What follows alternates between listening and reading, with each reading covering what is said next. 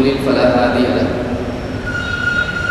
وأشهد أن لا إله إلا الله وحده لا شريك له وأشهد أن محمدا عبده ورسوله أما بعد فإن خير الحديث كتاب الله وخير الهدي هدي محمد صلى الله عليه وسلم وشر الأمور محدثاتها وكل محدثة بدعة وكل بدعة ضلالة وكل ضلالة في النار. قال الله تبارك وتعالى تبارك الذي نزل الفرقان على عبده ليكون للعالمين نذيرا.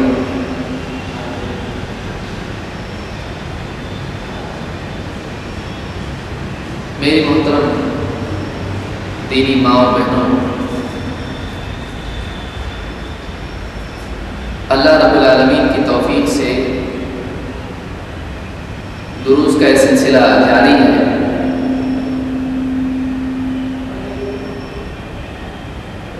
اور قرآن کریم کے فضائل، قرآن کا سیکھنا، اس کا سمجھنا، اس کے مطابق اپنے عقیدے اور عمل کو بنانا،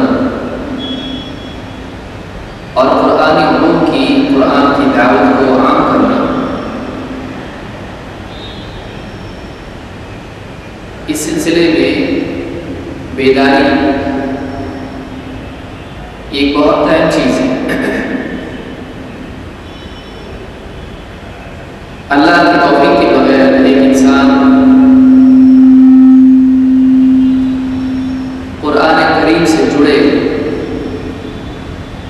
اس کے سیکھنے سکھانے کا اہتمام کرے، اللہ کی توفیق کے بغیر یہ چیز ممکن نہیں ہے۔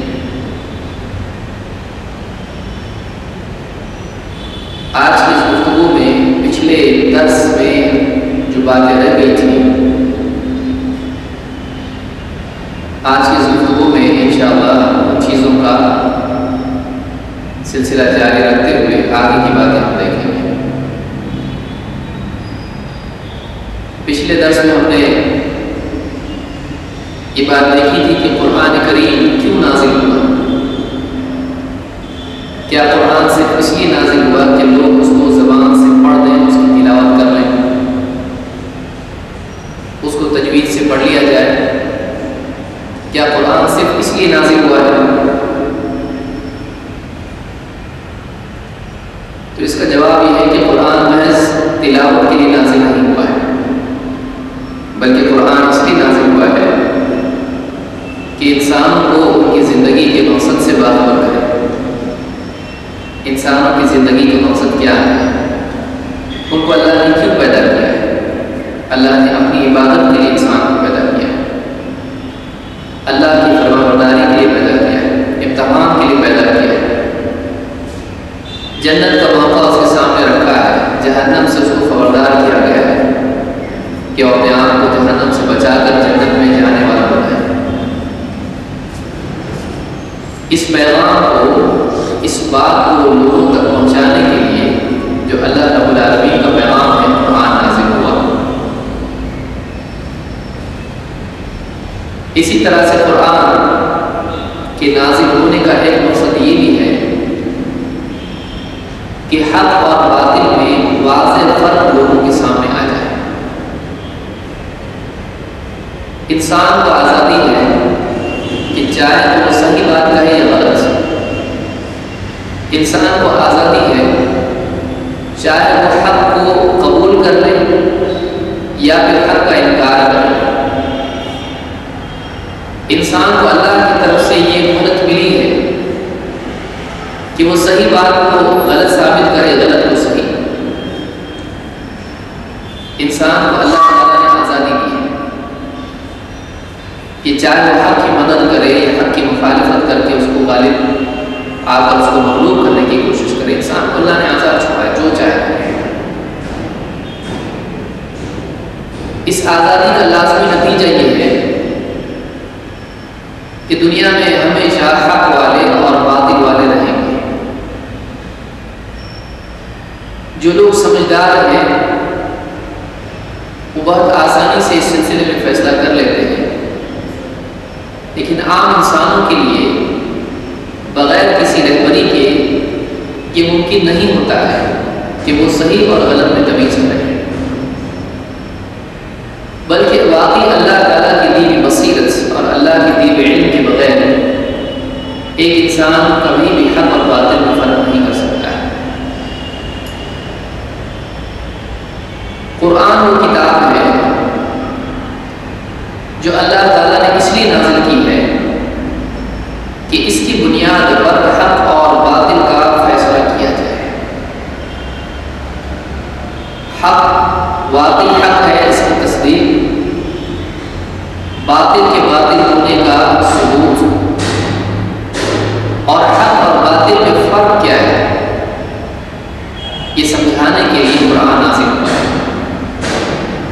اللہ تعالیٰ نے قرآن کریم میں فرمایا شہر رمضان الذی انزل فیہ القرآن ھدی للناس وبینات من الھدی والفرقان۔ رمضان وہ مہینہ ہے جس میں قرآن نازل کیا گیا ہے۔ ھدی للناس یہ قرآن سارے لوگوں کے لیے ہدایت ہے، صرف مسلمانوں کے لیے نہیں، بلکہ اللہ تعالیٰ نے ساری انسانیت کے لیے اس قرآن کو ہدایت بنا کر رکھا ہے۔ قرآن خود ہدایت ہے۔ دیکھیے ایک جگہ اللہ نے کہا فیہ ھدی للمتقین، اس قرآن میں متقین کے لیے ہدایت ہے، لیکن اس سے زیادہ ابلغ بلاغت اس میں ہے، اس سے زیادہ قوت کے ساتھ اللہ نے بات کہی ہے کہ قرآن کو یہ نہ سمجھے کہ قرآن میں ہدایت ہے تو کچھ باتوں میں ہدایت نہیں بھی ہے، ایسا نہیں ہے۔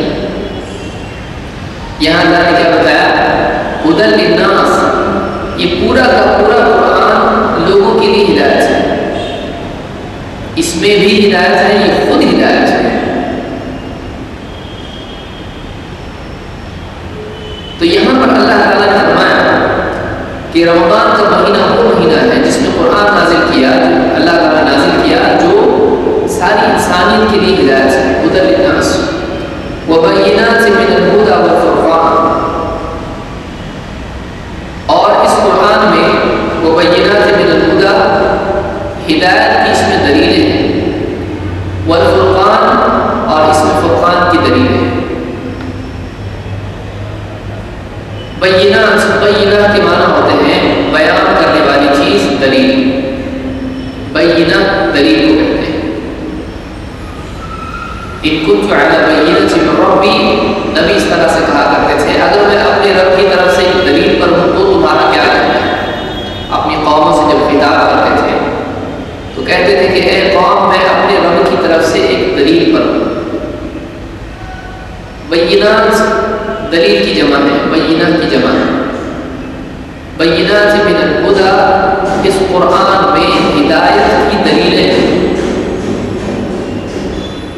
والفرقان اور اس میں الفرقان کی دلیلیں ہیں، علامات ہیں اس میں۔ ایک آدمی ہدایت پر چل رہا ہے تو واقعی وہ ہدایت پر چل رہا ہے، اس کا اطمینان آپ کو قرآن سے ملے گا۔ قرآن خود ہدایت ہے، لیکن ہدایت میں قرآن میں ایسی دلیلیں بھی ہیں کہ ایک آدمی ہدایت پر چلتے چلتے مزید مطمئن ہوتا چلا جاتا ہے کہ ہاں یہ ہدایت ہے، کہ اس میں شبہ پیدا نہیں ہوتا ہے، بلکہ یقین کے ساتھ آدمی اور یقین میں بڑھتا چلا جاتا ہے۔ وبینات من الھدی والفرقان، اور اس میں فرقان کی دلیلیں ہیں، یعنی ایک آدمی جب صراط مستقیم پر چلتے چلتے ایسے مقام پر پہنچ جائے کہ اور راستے بھی اس کو دکھائی دیتے ہیں، ایسے وقت میں کبھی ایسا ہوتا ہے کہ ایک آدمی تشویش میں پڑ جاتا ہے، کنفیوز ہو جاتا ہے کہ وہ کس راستے پر جائے، کہیں یہ راستہ صحیح تو نہیں، اس کو میں چھوڑ کے چل رہا ہوں۔ اس وقت میں ایک آدمی کے فیصلہ لینے کے لیے کہ واقعی وہ صحیح راستے پر ہے اور غلط راستہ غلط ہے اور صحیح راستہ صحیح ہے، صحیح اور غلط کی تمیز کے لیے قرآن اس کے سامنے موجود ہے۔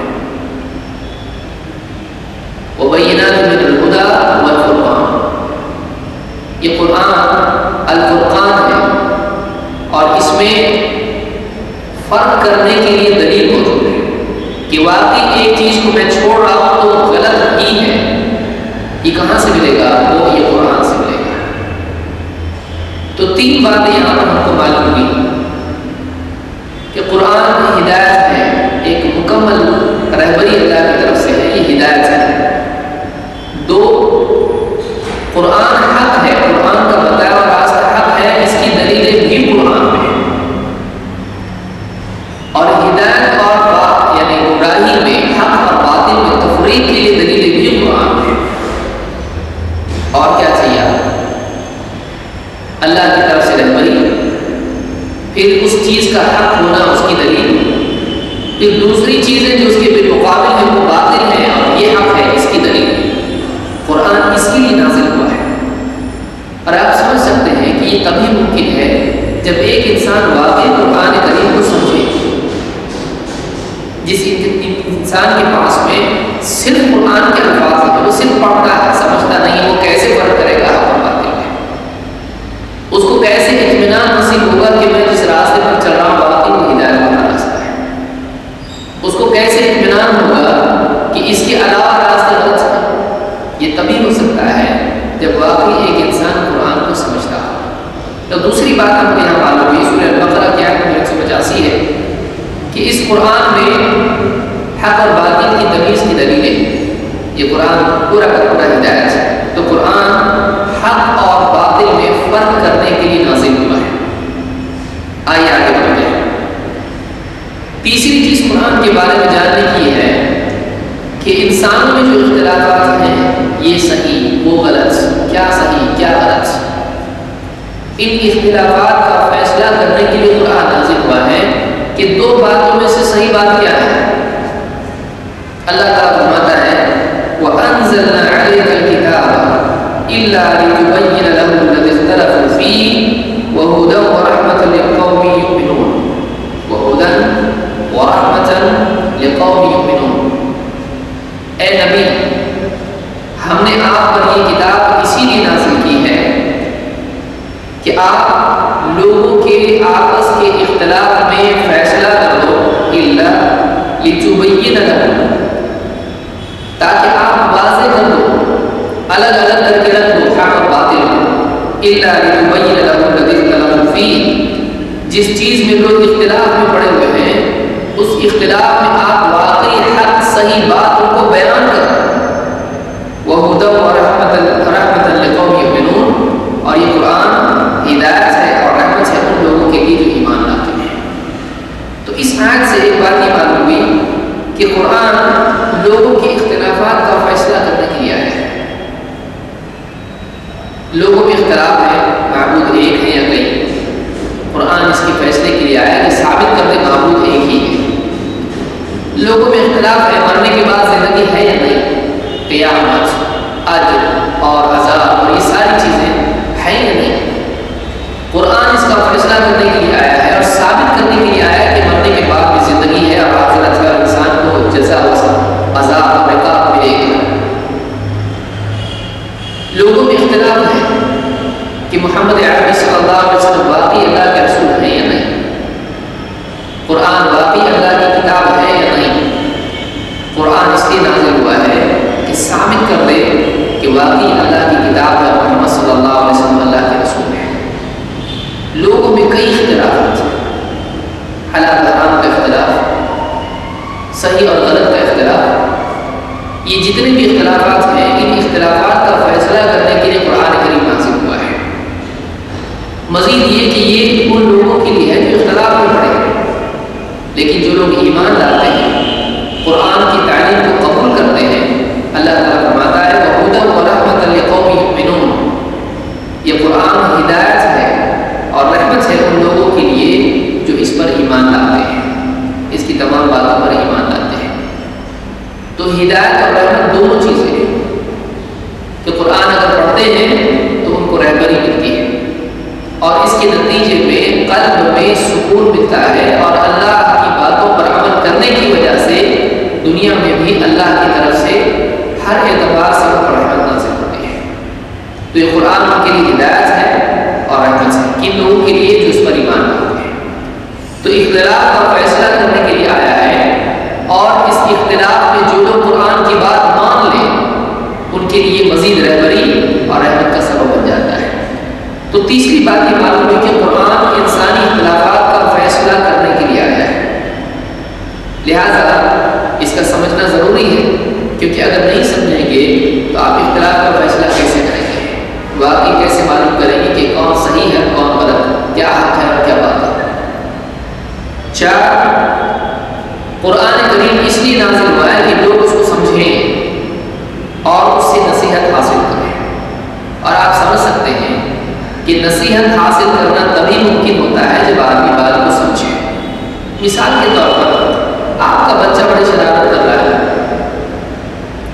یا آپ کا پڑوسی ستا رہا ہے، یا آپ کے گھر میں کچھ مسئلہ ہے، اگر اس بچے کو سمجھانے کے لیے اگر آپ کسی عرب صاحب سے کہیں کہ آپ اس کو سمجھاؤ، اب وہ عربی میں اس کو نصیحت کر رہا ہے کہ ایسا نہیں کرنا چاہیے، شرارت نہیں کرنا چاہیے، ماں باپ کی بات ماننا چاہیے، مدرسے جانا چاہیے، دین سیکھنا چاہیے، پڑھائی کرنا چاہیے، اور بہت ساری باتیں بیان کر رہا ہے، سب عربی میں سمجھا رہا ہے۔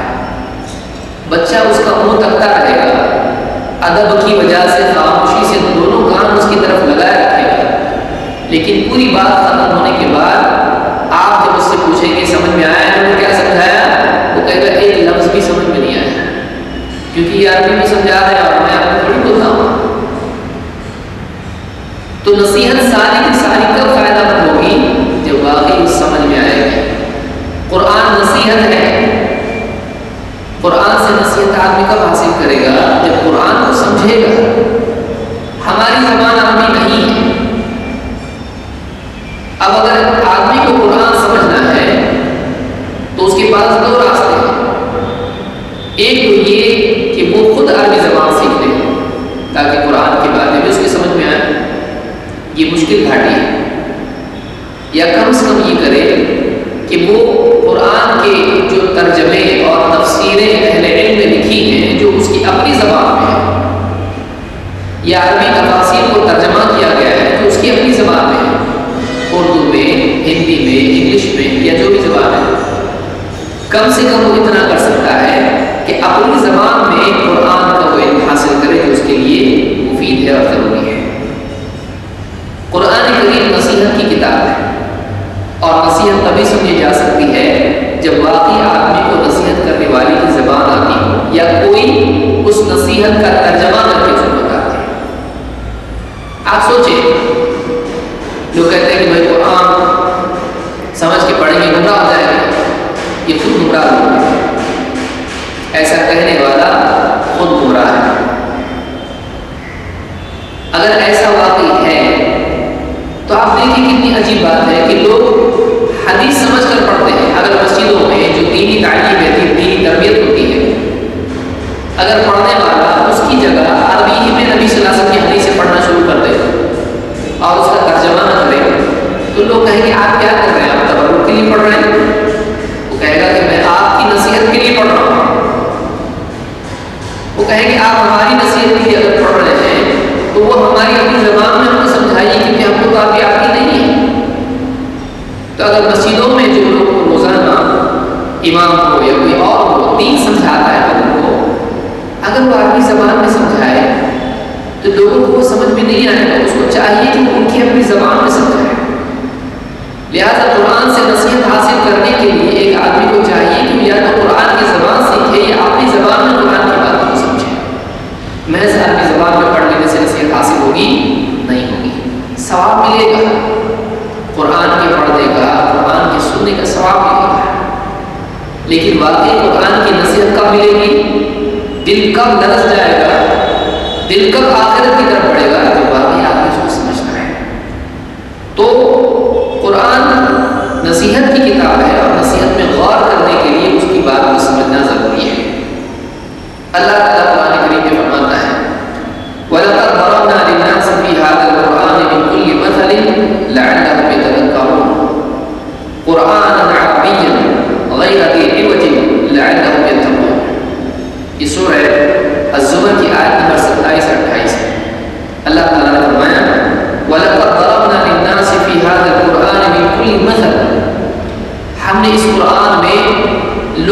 لیے ہر قسم کی مثال بیان کی ہے۔ ہم نے اس قرآن میں لوگوں کے لیے، صرف مسلمانوں کے لیے نہیں، لوگوں کے لیے، تمام انسانیت کے لیے، للناس، ناس کے معنی ہوتا ہے لوگ۔ قل اعوذ برب الناس ہم پڑھتے ہیں، کیا مطلب ہے؟ اے نبی آپ کہیے میں لوگوں کے رب کی پناہ مانگتا۔ قل اعوذ برب الناس، ناس لوگ ہیں، اللہ تعالیٰ سے مسلمانوں کا رب نہیں ہے، ساری انسانیت کا رب ہے۔ یہاں اللہ نے فرمایا کہ اس قرآن کو اس قرآن میں ہم نے ہر قسم کی مثال بیان کی ہے لوگوں کے لیے۔ کیوں مثال بیان کی ہے؟ لعلہم یتذکرون، تاکہ وہ نصیحت پکڑے، تاکہ وہ ان مثالوں سے، اللہ کی باتوں سے نصیحت حاصل کرے، تاکہ وہ عبرت لیں، تاکہ وہ غور کریں، تاکہ وہ بیدار ہو جائیں، جاگیں، سوئے ہوئے دل جاگ جائیں۔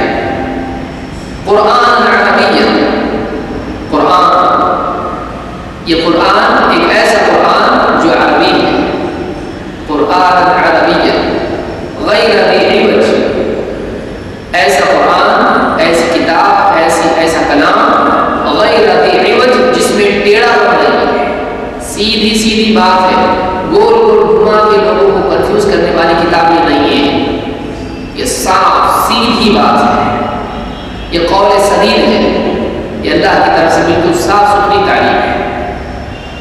ایسی نہیں کہ بالکل گھما کے کوئی بات کہی گئی ہے، نہیں۔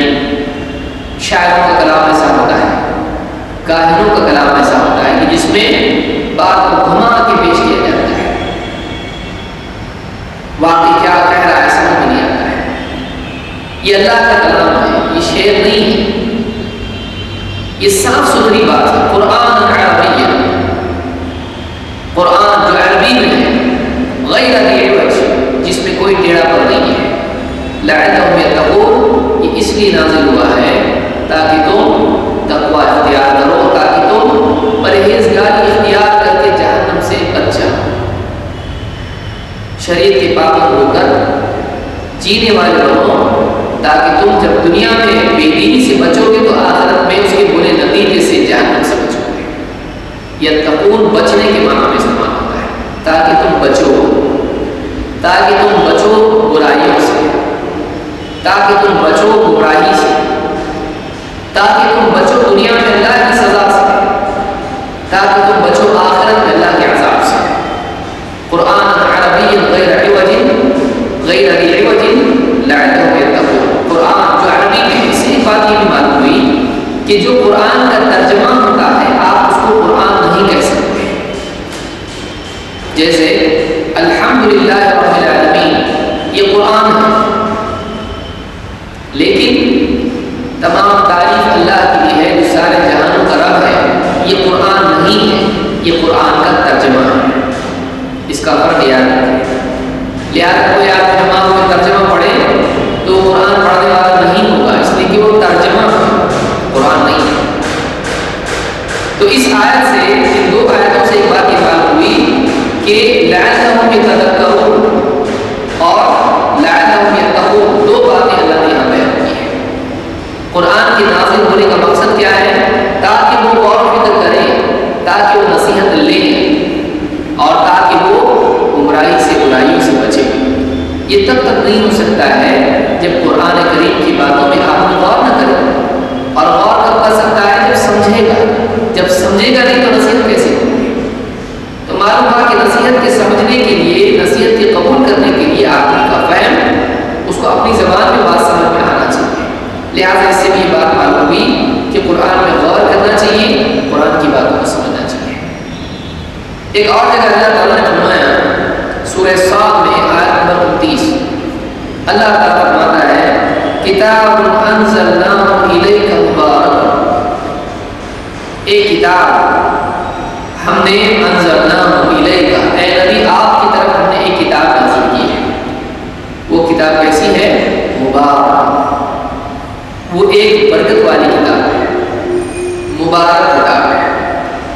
اب آپ دیکھیں گے یہ جو مبارک لفظ یہاں ہے، بس اس کو لوگوں نے لے لیا، اب کھانے میں برکت کے لیے قرآن پڑھ کے لوگوں کو، یا اسی طرح سے کچھ بھی کرنا ہے برکت کے لیے، گھر میں برکت آنے کے لیے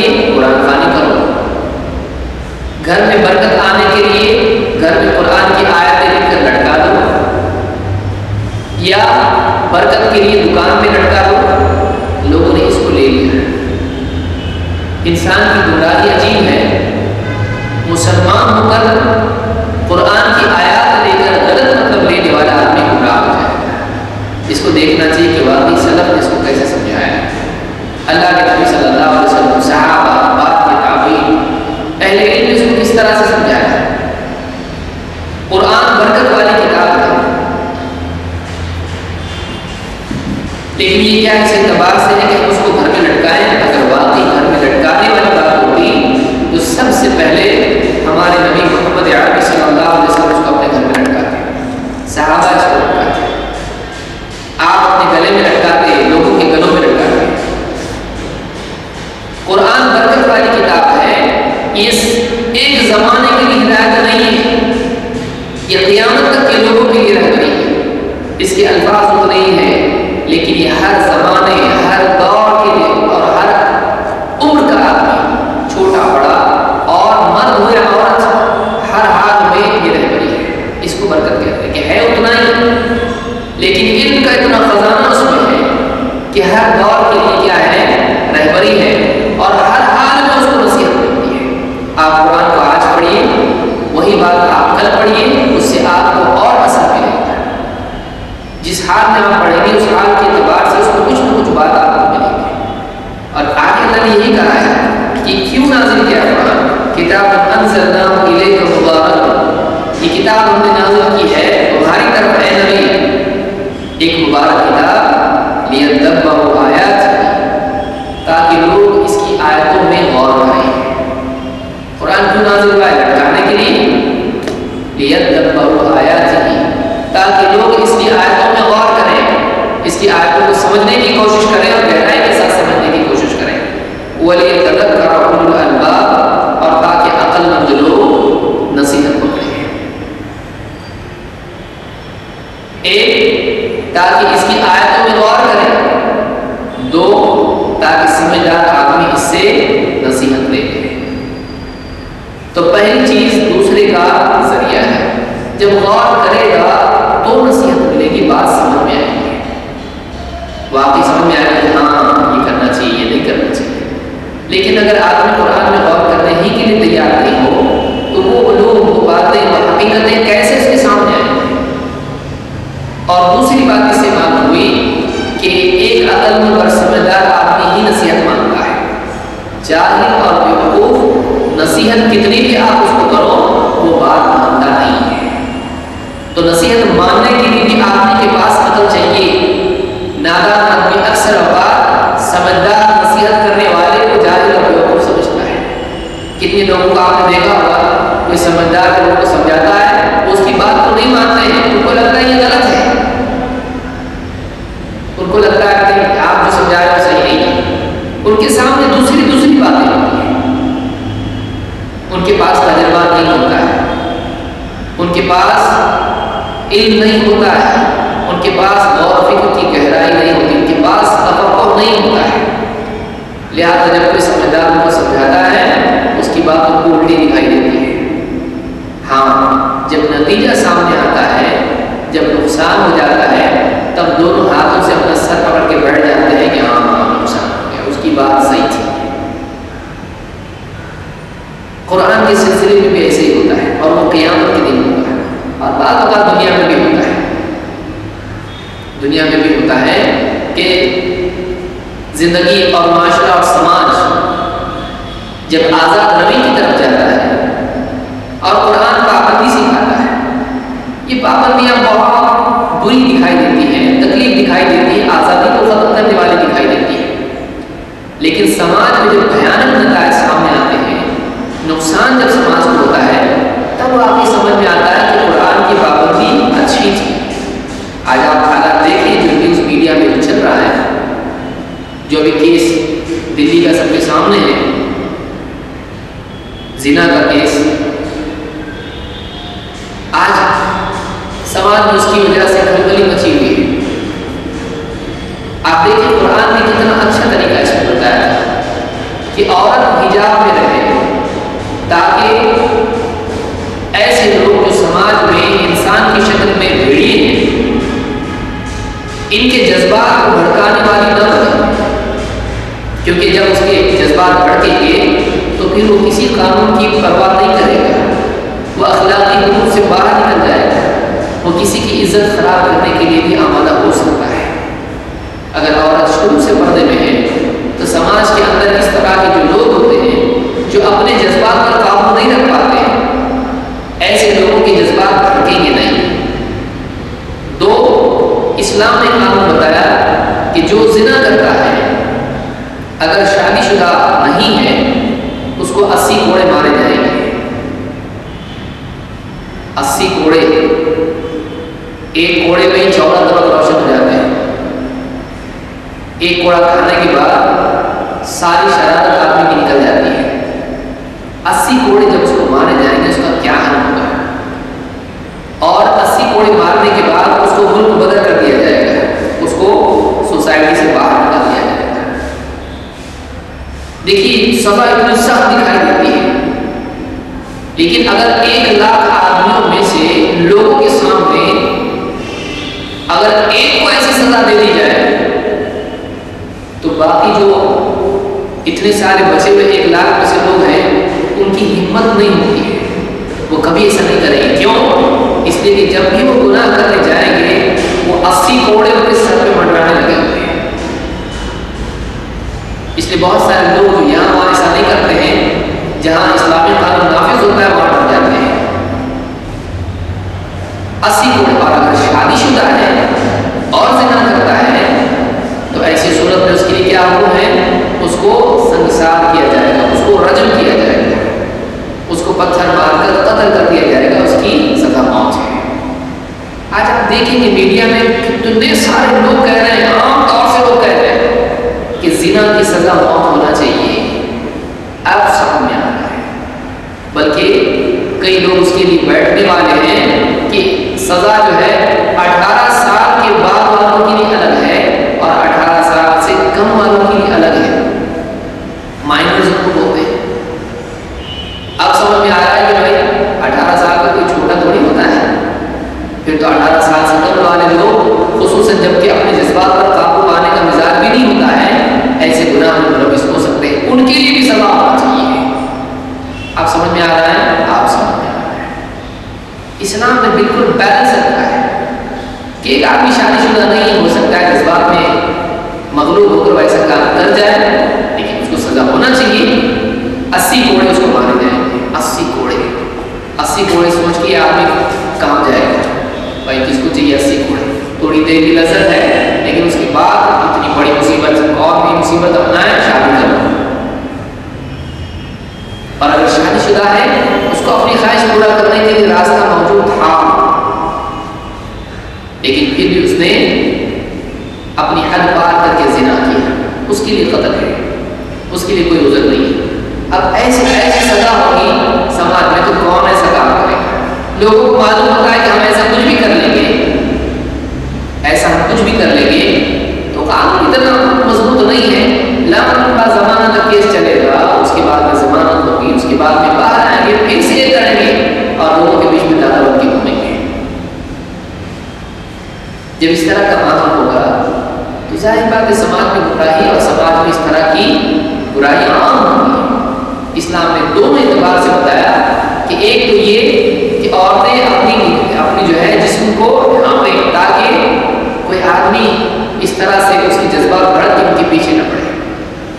دو، مردوں سے کہا گیا اور عورتوں سے بھی کہ اپنی نگاہ کو نیچا رکھیں تاکہ نگاہ کی حفاظت کے ذریعے سے سارا معاشرہ اور دلوں کی پاکی ملے۔ اور تین، اسی کے ساتھ ساتھ سزا بھی ایسی رکھی کہ سوچ کے آدمی جب بھی آدمی زنا کا ارادہ کرے اس کے سر پر کوڑا اس کو دکھائی دے۔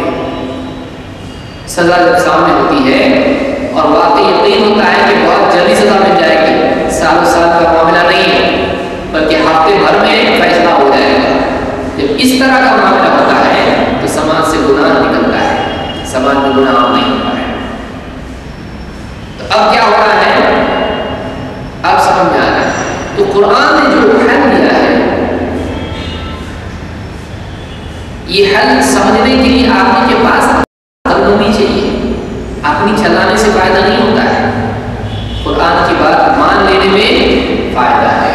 देखिए कुरान में आज से 1400 साल पहले कुछ वक्त कुछ लोगों का ये कहना होगा कि पुलिस सख्त सजा कैसा देंगे, लेकिन अब समझ में आता है कि नहीं, सजा होना चाहिए, सजा होना चाहिए।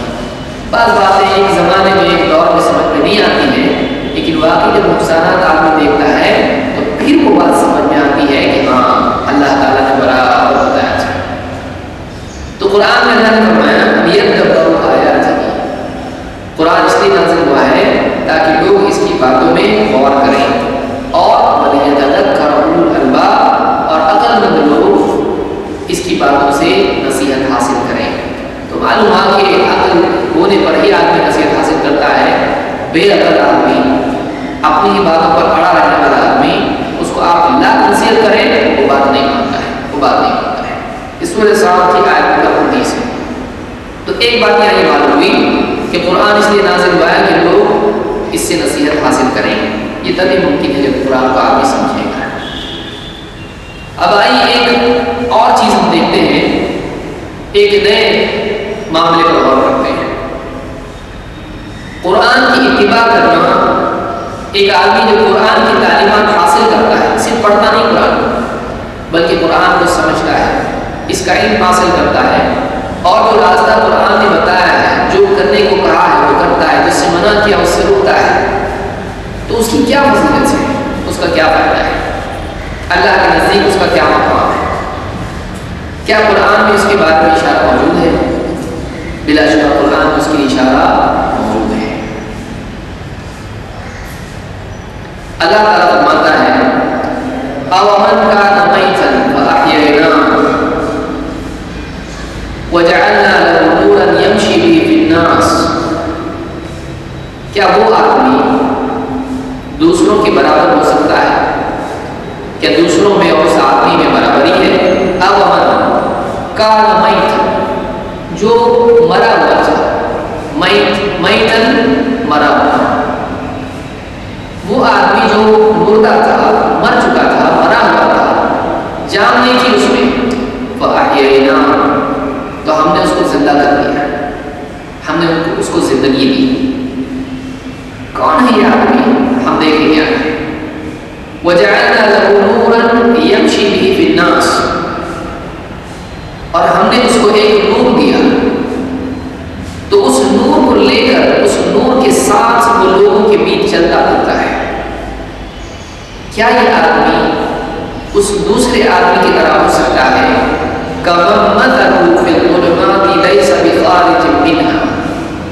क्या ये आदमी जो मरा हुआ था, हमने उसको जिंदा किया, फिर उसको एक नूर दिया, और उस नूर को लेकर उसकी रोशनी में उन लोगों के बीच में चलता फिरता है, समाज में जीता है। क्या ये आदमी उसकी तरह हो सकता है कि जो अंधेरों में पड़ा हुआ है और कभी उससे निकलने वाला नहीं?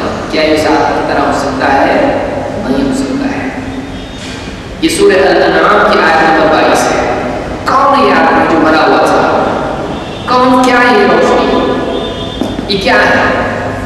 अब्दुल्लाह इब्न अब्बास रज़ियल्लाहु तआला अन्हु इस आयत को समझाते हुए कहते हैं कि इसके मुख्तलिफ टुकड़ों का मतलब बताते हैं। कहते हैं अवमन कान मैतन फअहयैनाहु, क्या वो आदमी जो मुर्दा था उसको हमने जिंदा किया? कहते हैं यानी मन कान काफिरन फहदैनाहु, इसका मतलब ये है कि क्या वो आदमी जो पहले कुफ्र में पड़ा हुआ था, फिर हमने उसको हिदायत, उसको ईमान दिया, तो मालूम हुआ कि हिदायत का मिलना, ईमान का मिलना, मुर्दा से जिंदगी मिलना है।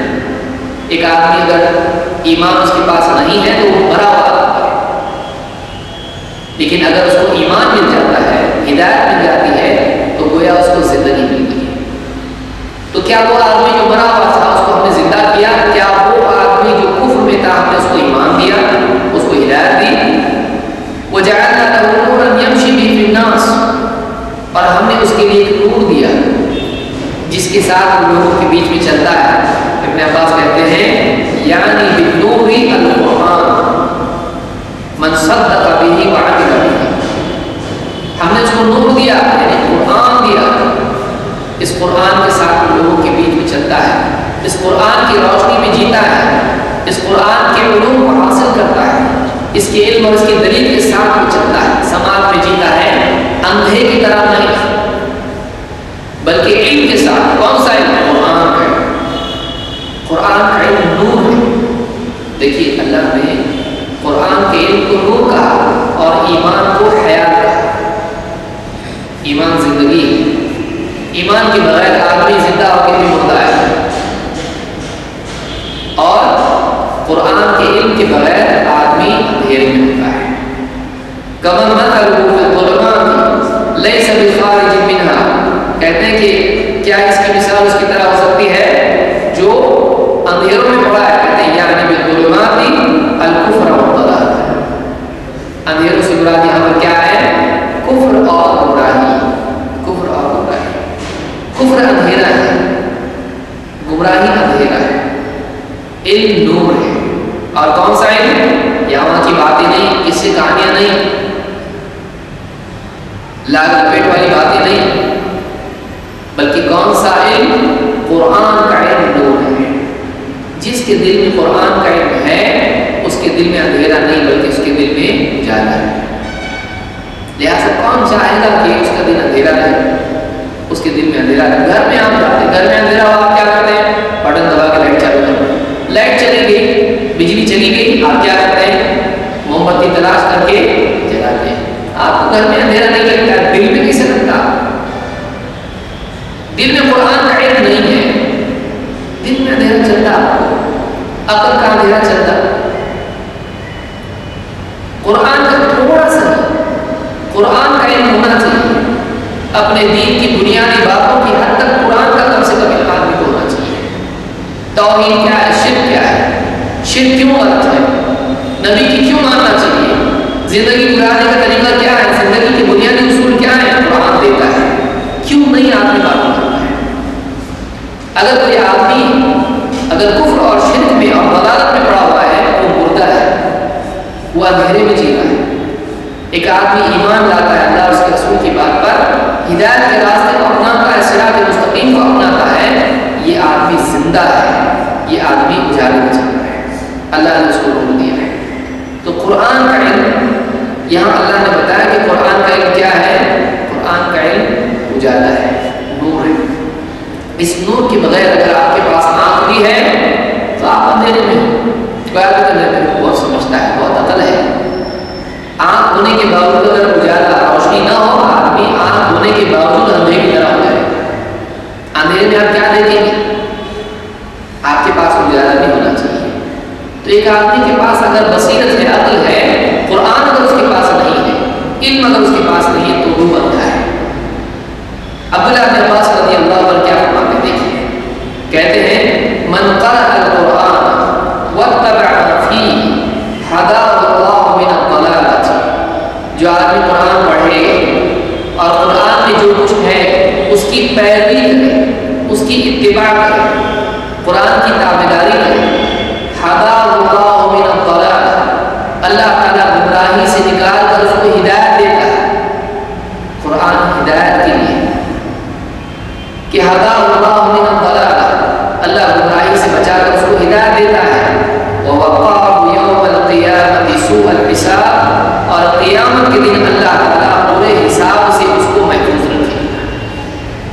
قرآن کی بنیاد پر اللہ تعالیٰ قرآن کا علم حاصل کرنے اور اس کی پیروی کرنے پر قیامت کے دن اللہ برے حساب سے اس کو بچائے گا۔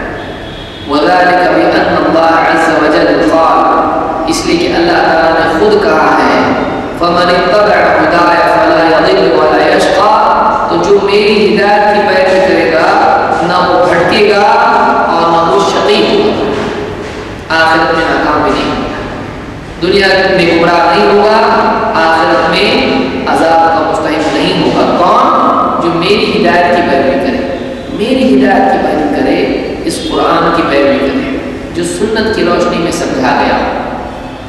قرآن کے لیے سنت بھی ضروری ہے، قرآن کے لیے سنت بھی ضروری ہے۔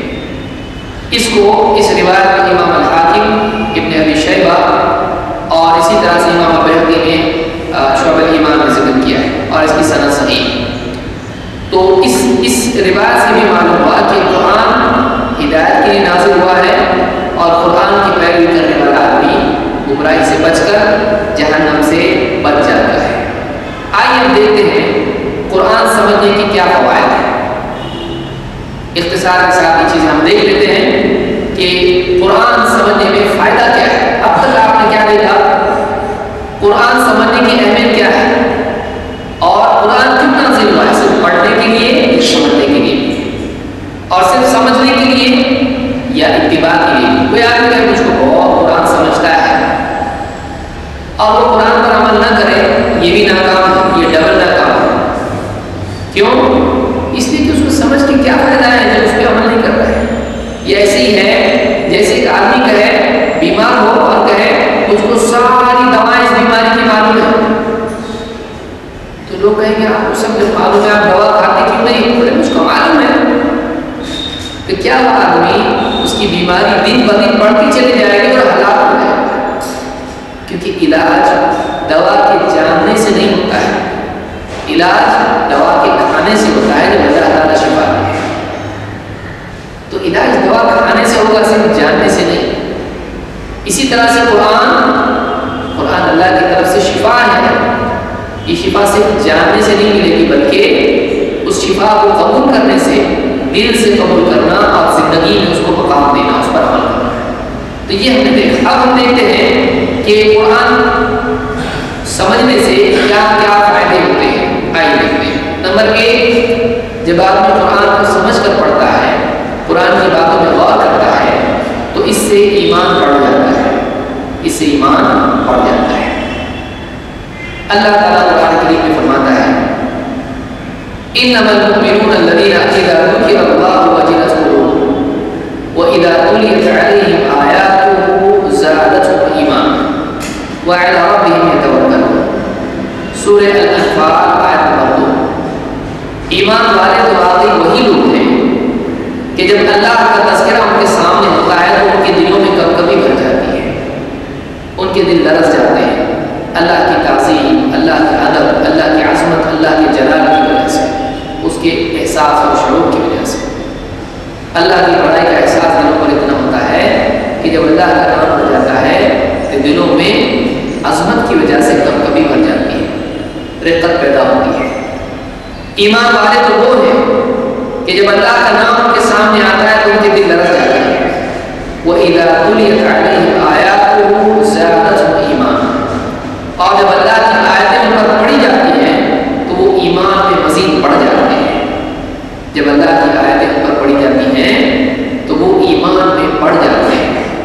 وَعَلَىٰ رَبِّهِمْ يَتَوَكَّلُونَ، اور وہ اللہ ہی پر بھروسہ رکھتے ہیں، وہ اپنے مسائل کے حل کے لیے اللہ پر توکل اور اعتماد کرتے ہیں کہ اللہ ہی ہمارے مسائل کا حل کرنے والا ہے، اللہ ہی مدد کرنے والا ہے۔ یہاں یہ بات معلوم ہوئی وَإِذَا تُلِيَتْ عَلَيْهِمْ آيَاتُهُ زَادَتْهُمْ ایمانا، جب اللہ کی آیتیں ان پر پڑھی جاتی ہیں تو ان کے ایمان میں زادتہم، وہ آیتیں ان کو ایمان میں بڑھا دیتی ہیں۔ یا اشارہ آیتوں کی طرف ہے۔ معلوم ہوا کہ قرآن کی باتوں میں یہ کمال ہے کہ وہ انسان کے ایمان کو بڑھا دیتی ہے۔ ایک آدمی جب مصیبت میں ہو، بیمار ہے مثلا، وہ ایوب علیہ السلام کا قصہ پڑھے گا، ایمان بڑھے گا کہ نہیں بڑھے گا؟ کہ اللہ نے کیسے ان کو شفا دی۔ کوئی آدمی پریشان ہے، اس کی مخالفین بہت ہیں، وہ جب موسیٰ علیہ السلام کا قصہ پڑھے گا، نوح علیہ السلام کا قصہ پڑھے گا، اس کا ایمان بڑھ جائے گا کہ انبیاء کی مخالفت کی بڑی بڑی طاقتیں تھیں، قومیں تھیں، لیکن اللہ تعالیٰ نے کیسے ان کی مدد کی۔ نہ ماننے والوں کو، حق کا انکار کرنے والوں کو اللہ تعالیٰ نے برباد کیا، اور حق ماننے والوں کو اللہ نے کشتی میں بچا دیا۔ اس کے دل میں ایمان بڑھ جائے گا کہ سمجھ میں آئے یا نہ آئے، اللہ کی دی ہوئی نام میں بیٹھنا یہی نجات ہے، دین میں نجات ہے، چاہے وہ مذاق اڑا رہے۔ ایک آدمی کا ایمان بڑھ جائے گا جب قرآن کے قصوں میں وہ غور کرے گا، قرآن کے حکموں پہ غور کرے گا، جنت کا تذکرہ آیا، جہنم کا تذکرہ آیا، آدمی کا ایمان بڑھ جاتا ہے۔ تو ایک بات یہ معلوم ہوئی کہ قرآن کے سمجھنے میں ایمان میں اضافہ ہوتا ہے۔ نمبر 2، ہدایت پر گفتگو، ہدایت پر جمنا۔ ایک آدمی ہدایت پر چلتے چلتے چلتے ڈھیلا بھی ہو جاتا ہے، یہاں وہاں سے متاثر بھی ہو جاتا ہے، اور اسی طرح سے ہدایت کے راستے پر چلتے وقت میں پریشانیاں بھی آتی ہیں، مخالفتیں بھی آتی ہیں۔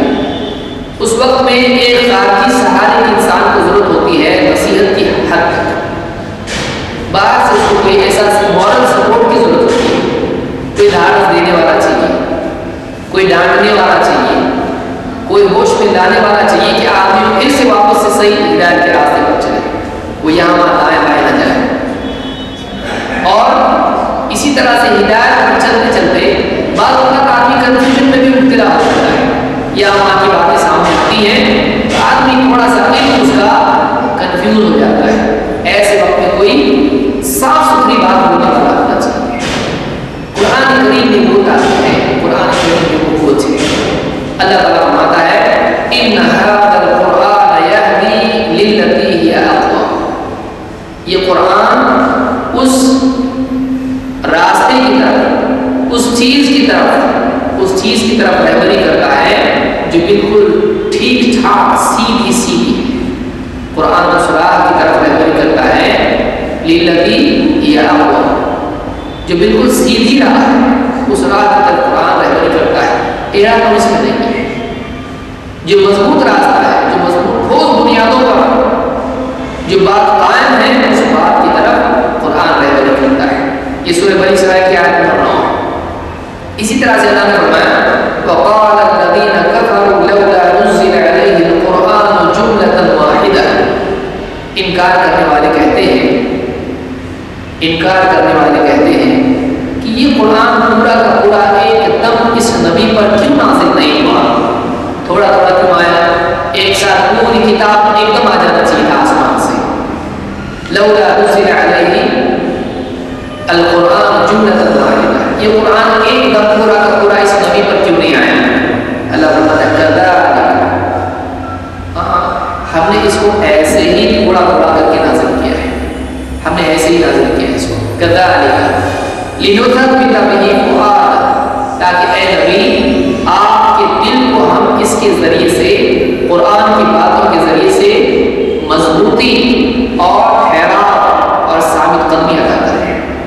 لنثبت بہ فؤادک ورتلناہ ترتیلا، اور ہم نے اس قرآن کو تھوڑا تھوڑا کر کے ہی پڑھ کے سنایا ہے، نازل کیا ہے۔ سورہ الفرقان آیت نمبر 32، لنثبت بہ فؤادک۔ قرآن میں یہ پاور ہے کہ آدمی کا دل یہاں وہاں دائیں بائیں اگر جا رہا ہو، یا اس کا قدم پھسل رہا ہو، یا دل میں مضبوطی نہ ہو، دل کام رہا ہو سیدھے راستے پر چلنے میں، حق اور باطل میں آدمی کو تھوڑا سا ڈھیلا بنا رہا ہو، لنثبت بہ فؤادک، تاکہ اے نبی اس قرآن کے ذریعے سے آپ کے دل کو ہم جمع عطا کریں۔ بہ میں ضمیر اشارہ قرآن کی طرف ہے، تاکہ اس قرآن کے ذریعے سے اے نبی آپ کے دل کو ہم جمع دیں، جمع، مضبوطی۔ قرآن میں وہ طاقت ہے، قرآن میں وہ اثر ہے کہ آدمی کا دل جم جاتا ہے دین پر، حق پر۔ آپ پڑھیے قرآن کو، قرآن کی نصیحت سے آدمی فائدہ اٹھا کر دین پر مزید جم جاتا ہے۔ تو یہ دوسرا فائدہ معلوم ہوا، ہدایت پر جمنا۔ نمبر 3، فتنوں میں، آزمائشوں میں، مصیبتوں میں سکون اور اطمینان۔ آدمی میں کبھی اس پر تکلیف کے حالات آتے ہیں، کبھی غم کے حالات آتے ہیں، دعوت کے میدان میں کبھی لوگ مانتے کبھی نہیں بھی مانتے، کبھی مخالفین سازش کرتے ہیں، کبھی رشتہ دار سازش کرتے ہیں، کبھی دوست احباب دشمن ہو جاتے ہیں۔ حق کے راستے پر چلنے والا آدمی دنیا میں پریشانیاں اس کو آتی رہتی ہیں، کبھی لوگوں کی طرف سے، کبھی مال اور اسباب میں، کبھی کہیں اور سے، کبھی شیطان ہے جو دل میں بہت وسوسے ڈالتا ہے، سیدھے راستے سے ان کو ہٹانے کی کوشش کرتا ہے۔ قرآن ایسے وقت میں انسان کے لیے ہدایت کی طرف اس کو لانے والا، ہدایت پر جمانے والا، شک اور شبہ کو دل سے نکالنے والا، اور مصیبت میں آدمی کے دل کو سکون و اطمینان میسر کرنے والا ذریعہ بن جاتا ہے۔ اللہ تعالیٰ الذین آمنوا وتطمئن قلوبهم بذکر اللہ الا بذکر اللہ تطمئن القلوب، وہ لوگ جو ایمان لائے اور ان کے دلوں کو اللہ کی یاد سے، اللہ کی نصیحت سے اطمینان ملتا ہے۔ اور خبردار اس بات کو یاد رکھو کہ اللہ کی یاد ہی سے دل اطمینان پاتے ہیں، اللہ کی نصیحت ہی سے دلوں کو اطمینان ملتا ہے۔ اللہ کی طرف سے یاد کیا دہانی ذکر قرآن کا بھی نام ہے، اور اللہ کو یاد کرنے کو وہ ذکر کہتے ہیں۔ اللہ کی یاد سے دلوں کو اطمینان ملتا ہے۔ جب قرآن کریم میں ایک آدمی پریشانی میں ہے، جب قرآن میں اللہ تعالیٰ کی طرف سے امید، جنت، آخرت، اللہ کی مدد کے وعدے، نبیوں کے واقعات، پریشانی میں امتوں میں اہل حق کی مدد کرنا، یہ ساری چیزیں آدمی جب پڑھتا ہے اس کو امید بڑھ جاتی ہے۔ گناہ گار ہے، اللہ کی معافی کی امید اس کو ہو جاتی ہے، دل کو اطمینان ملتا ہے۔ ابن جوزی کہتے ہیں فی ھذا الذکر قولان احدہما انہ القرآن والثانی ذکر اللہ علی الاطلاق۔ زاد المسیر میں ابن جوزی کہتے ہیں کہ یہاں پر اللہ نے کہا کہ خبردار، اللہ کی یاد سے، اللہ کے ذکر سے دلوں کو اطمینان ملتا ہے۔ تو یہاں ذکر سے مراد کیا ہے؟ کیا اللہ کو یاد کرنا بس یہ ذکر ہے؟ کہتے ہیں یہ بھی ہے، اور اسی کے ساتھ یہاں پر یہ بھی مراد ہے کہ یہاں ذکر سے مراد قرآن ہے۔ تو قرآن کے ذریعے دل اطمینان پاتے ہیں، اللہ کی یاد کے ذریعے سے دل اطمینان پاتے ہیں۔ اور ظاہر بات ہے قرآن جب پڑھے گا تو اللہ ہی آتا ہے، کیونکہ قرآن کے ہر صفحے پر کہیں نہ کہیں آپ دیکھیں اللہ کا تذکرہ ہوگا۔ تو اس آیت سے بات معلوم ہوئی کہ اللہ کی یاد سے، قرآن سے دلوں کو اطمینان ملتا ہے۔ تو وسوسوں میں، پریشانیوں میں، مخالفت میں آدمی کے دل کو قرآن سے اطمینان ملتا ہے۔ نمبر 4، قرآن میں علم ہے اور حکمت ہے۔ جو آدمی قرآن پڑھتا ہے اس کی عقل اپنے آپ ترقی یافتہ بن جاتی ہے، وہ بہت گہری سوچ والا ہوتا ہے، قوم کی سائیکالوجی اس کو معلوم ہوتی ہے اور نتائج اس کے سامنے ہوتے ہیں۔ بہت ساری باتیں جس درجہ وہ قرآن میں غور کرتا ہے اس کو رہبری ملتی ہے۔ قرآن پڑھنے والا، قرآن کو سمجھنے والا بہت انٹیلیجنٹ ہوتا ہے، نبی ہو بن جاتا ہے۔ قرآن بہت علم ہے۔ عبداللہ بن مسعود رضی اللہ عنہ کہتے ہیں من اراد العلم فلیزود القرآن فإن فیہ علم الاولین والآخرین۔ امام الطبرانی نے المعجم الکبیر میں اس کو روایت کیا، اس کی سند صحیح ہے۔ کہتے ہیں کہ جو علم کا ارادہ رکھتا ہے، جس کو علم چاہیے، فلیزود القرآن، وہ قرآن میں تحقیق کرے، یعنی قرآن میں جو باتیں ہیں ان میں غور فکر کر کے اس کا علم حاصل کرے، قرآن کا علم حاصل کرے۔ فلیزود القرآن، وہ قرآن کا علم حاصل کرے۔ کیوں؟ فإن فيه علم الأولين والآخرين، فإن فيه علم الأولين والآخرين، اس لیے کہ قرآن میں اولین و آخرین کا علم ہے، پچھلوں اگلوں کا سب کا علم اس میں۔ تو قرآن میں بہت علم ہے، جتنا جس کے بازوؤں میں دم ہے وہ اتنا اس کنویں سے پانی نکال سکتا ہے، بلکہ اگر صحیح دیکھا جائے تو یہ سمندر سے بھی زیادہ ہے کہ ایک آدمی جتنا پانی اس سے لیتا چلا جائے، یہ لیتے لیتے تھک جائے گا، لیکن اس کا علم، اس کا سمندر کا پانی ختم نہیں ہوتا ہے۔ تو جو آدمی اولین و آخرین کا علم رکھتا ہے، چاہتا ہے، اس کو چاہیے کہ وہ قرآن کا علم حاصل کرے۔ اسی طرح سے قرآن کریم میں اللہ نے فرمایا یاسین والقرآن الحکیم، یاسین اور اس قرآن کی قسم جو پورا کا پورا حکمت ہی حکمت ہے، اس قرآن کی قسم میں حکمت ہے۔ اس آیت میں سورہ یاسین میں اللہ نے یہاں پر بتایا کہ قرآن حکمت والا ہے، تو لہٰذا جس آدمی کے پاس قرآن کا علم ہوگا وہ بہت حکمت والا آدمی ہوگا۔ حکمت کس کو کہتے ہیں؟ گہری سمجھداری۔ ایک تو موٹی موٹی سمجھداری ہوتی ہے، کیا 10 روپے کی چیز آپ کے پاس ہے، اگر آپ 11 میں بیچتے ہیں تو آپ کا فائدہ ہے، یہ موٹی سمجھداری ہے۔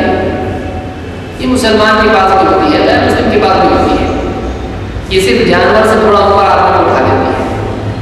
یہ سمجھداری نہیں، اس سے زیادہ گہری سمجھداری کہ واقعی ایک آدمی فیصلہ لینے میں گہرائی کے ساتھ سوچ کے فیصلے دینے والا، حکیم، حکمت والا، سوچ سمجھ کے قدم اٹھانے والا، اس کی سوچ کو روشنی ملتی ہے، اس کی سوچ کو جنا ملتی ہے قرآن کے ذریعے سے۔ والقرآن الحکیم، قسم قرآن کی جو حکمت والا ہے۔ تو اس سے معلوم ہے کہ قرآن میں حکمت ہے، جو آدمی حکمت چاہتا ہے قرآن کا علم حاصل کرے، صرف تلاوت سے ملنے والا نہیں۔ نمبر 5، نماز میں آدمی کا دل لگتا ہے جب آدمی قرآن سمجھتا ہے، اور نماز میں دل نرمتا پیدا ہوتی ہے، نرمی پیدا ہوتی ہے۔ ایک آدمی نماز پڑھ رہا ہے اور وہ نماز پڑھ رہا ہے الحمدللہ رب العالمین، نہیں سمجھ رہا کیا بول رہا ہے، لیکن نماز میں جب وہ سوچ رہا ہے تمام تعریف اللہ کی ہے جو سارے جہانوں کا رب ہے۔ تو اگر گھر میں کوئی بیمار ہے تو اس کے دل میں بات آئے گی کہ سارے جہانوں کا رب اللہ ہے، دینے والا نہیں ہے۔ جب وہ پہنچے گا ایاک نعبد و ایاک نستعین، اللہ تیری عبادت کرتے ہیں، تجھی سے مدد چاہتے ہیں، یہ پڑھتے وقت میں اس کے دل میں اتنا قوت ایمان کی پیدا ہوگی کہ کوئی بیمار ہے، کوئی پریشان ہے، کوئی فقر و فاقے میں ہے، کسی کو کوئی تکلیف ہے، کسی کے گھر میں بھوکے لوگ ہیں، اس کو یہ پڑھتے وقت بھی دل ایک دم اس کی حلق تک اس کا آ جائے گا، وہ کہے گا اللہ ہم تیری عبادت کرتے ہیں، تجھی سے مدد چاہتے ہیں، اور کہاں جائیں ہم تجھی سے مدد۔ اس کی نماز میں کتنی جان ہے۔ کوئی آدمی گناہ کا ارادہ کیے ہوئے ہے، وہ آدمی جب پڑھے گا یوم یفر المرء من اخیہ وامہ وابیہ، اس طرح کی جو القارعۃ القارعۃ، جب جہنم کے بارے میں پڑھے گا قرآن کریم میں، جہنم کی آیتیں پڑھے گا، تو اس وقت میں اس کے دل میں رقت پیدا ہو جائے گی، وہ اپنے گناہ سے باز ہے، وہ گناہ سے رکے گا۔ کم سے کم 20واں پارہ اس کو تو آدمی سمجھ کے پڑھے، اس کو یہ تو معلوم ہے کیا پڑھنا، اس کی نمازوں میں مضبوطی پیدا ہو جائے گی۔ ابن عباس رضی اللہ عنہ فرماتے ہیں لیس لک من صلاتک الا ما اعتلت منها، تجھ کو تیری نماز سے اتنا ہی ملتا ہے جتنا تو اس میں سمجھتا ہے۔ تیری نماز سے تجھ کو کتنا فائدہ ہوتا ہے؟ جتنا اپنی نماز میں پڑھی ہوئی چیزوں کو تو سمجھتا ہے۔ اگر سمجھ میں کچھ بھی نہیں آ رہا میں کیا بول رہا ہوں، کیا اس کے دل کو کیا اثر پہنچے گا اس سے؟ تو نماز میں دھیان لوگوں کا نہیں لگتا ہے۔ بہت سارے لوگ کہتے ہیں ہمارا نماز میں دھیان نہیں لگتا ہے۔ ظاہر بات ہے، آپ کی زبان کہاں جا رہی ہے، آپ کا دل کہاں جا رہا ہے، آپ کی آنکھ کہاں جا رہی ہے، آپ کے ہاتھ پاؤں کہاں جا رہے ہیں، ایک بھی تو کوئی کوآرڈینیشن اس میں نہیں ہے۔ لیکن اگر آپ کی زبان سے جو الفاظ نکل رہے ہیں، اگر آپ کو سمجھ میں آ رہا ہے تو آپ کا دھیان اس میں لگے گا، آپ کا دھیان اس میں لگے گا۔ تو پانچواں فائدہ قرآن کے سمجھنے کا یہ ہے کہ نماز میں دل لگتا ہے۔ 6، اپنی اصلاح کرنا ہے، اس کے لیے بھی قرآن ہے، ذاتی نصیحت کے لیے، اپنی اصلاح کے لیے۔